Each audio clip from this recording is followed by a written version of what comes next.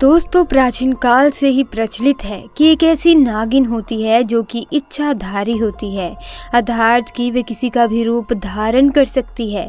भारतीय सिनेमा में भी कई फिल्में इसके ऊपर बनाई गई हैं, जिनमें ये भी दिखाया जाता है कि इच्छाधारी नागिन कैसे पवित्र मणि की रक्षा करती है और अपने दुश्मनों से बदला लेती है। आज हम आपको ऐसी ही एक सच्ची घटना के बारे में बताएंगे।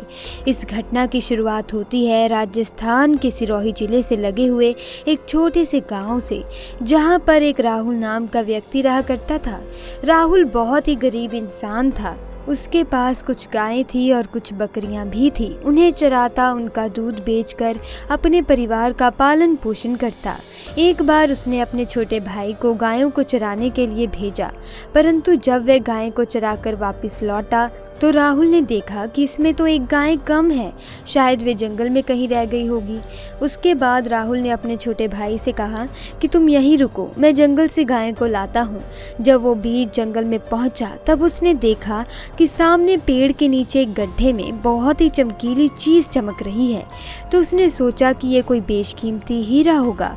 उसने नीचे से एक लकड़ी उठाई और उस लकड़ी से उस चमकीली चीज़ को हिलाने लगा, परंतु उसको बिल्कुल भी इस बात का अंदाज़ा नहीं था कि वो चमकीली चीज़ इच्छाधारी नागिन की नागमणि थी। उसके लकड़ी से थोड़ा ज़्यादा हिलाने के बावजूद जब वे चमकीली चीज़ बाहर नहीं आई तो उसने 2-4 बार लकड़ी से उस पर वार कर दिया, जिससे वहाँ मौजूद इच्छाधारी नाग के सर पर चोट लग गई और वे उसी समय वहाँ पर मर गया।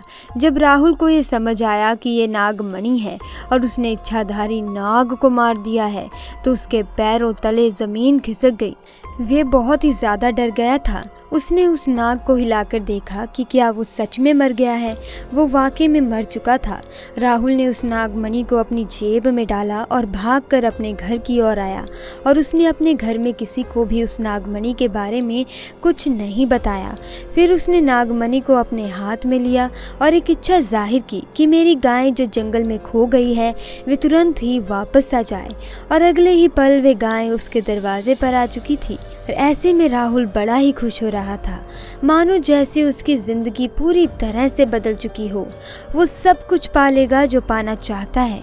परंतु दूसरी ओर इच्छाधारी नागिन ने नाग को मरा हुआ देखा तो वे गुस्से में आग बबूला हो गई।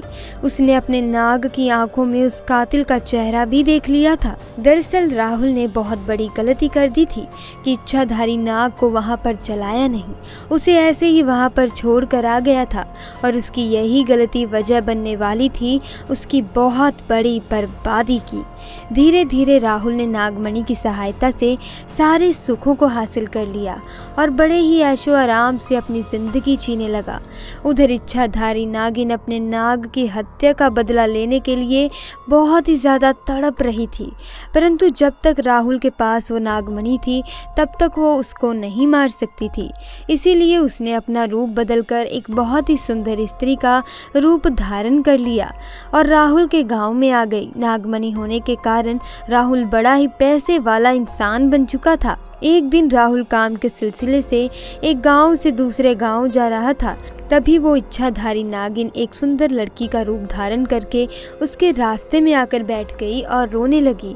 जब राहुल ने उससे रोने का कारण पूछा तो स्त्री के भेष में नागिन ने बताया कि मेरा नाम मीरा है, मैं अपने पति के साथ पास के गांव में रहती हूँ, परंतु कल रात वो किसी अन्य स्त्री के साथ शादी करके आ गया और मुझे मार पीट कर घर से बाहर निकाल दिया। उस नागिन की झूठी कहानी सुन राहुल को उस पर तरस आ गया। अब क्योंकि राहुल उस स्त्री की सच्चाई से अनजान था तो उस पर तरस कर बैठा और उसने उसकी मदद करने के लिए सोची, और साथ ही उसकी सुंदरता से राहुल बहुत आकर्षित भी हुआ। वो उसे अपने साथ घर ले आया। धीरे धीरे नागिन और राहुल में दोस्ती शुरू हो गई और वो दोस्ती इतनी गहरी होती चली गई कि राहुल को पता ही नहीं चला कि कब वो उस स्त्री के प्यार में फंस चुका है। एक दिन राहुल और मीरा घूमने गए। एक जगह पर बैठकर मीरा ने पूछा कि ये तुमने गले में क्या पहन रखा है? तो राहुल ने कहा कि ये तो एक मामूली सा तावीज़ है। वो नागमणि राहुल ने तावीज़ के रूप में अपने गले में पहन रखी थी। फिर उस लड़की ने कहा कि क्या तुम मुझे इसे थोड़ी देर के लिए दे सकते हो, मैं इसे पहनना चाहती हूँ। परंतु ये सुनकर राहुल बहुत ज़्यादा चिढ़ गया और गुस्से में उस लड़की को बोला कि मैं तुम्हें इसे नहीं दे सकता, इसके अलावा मुझसे जो मांगो वो मैं दे सकता हूँ। इसके बाद इच्छाधारी उस लड़की ने राहुल से कहा कि तुम तो पहले बड़ी बड़ी बातें करते थे कि मैं तुम्हारे लिए ये कर सकता हूँ, वो कर सकता हूँ, परंतु मैंने एक छोटी सी चमकीली चीज़ क्या मांग ली, तुम उसे ही मुझे नहीं दे पा रहे हो। इसके बाद राहुल ने कहा ठीक है, परंतु कुछ ही देर इसे पहनकर मुझे वापस दे देना। और राहुल ने उस चमकीली चीज़ को गले से निकालकर उस लड़की के हाथों में दे दिया। और जैसे ही नागमणि इच्छाधारी नागिन के हाथ में आई तो उसका स्वरूप भी बड़ा भयंकर और विशाल हो गया, जिसे देखकर राहुल कांपने लगा और इच्छाधारी नागिन ने उसे डस डस कर मार डाला।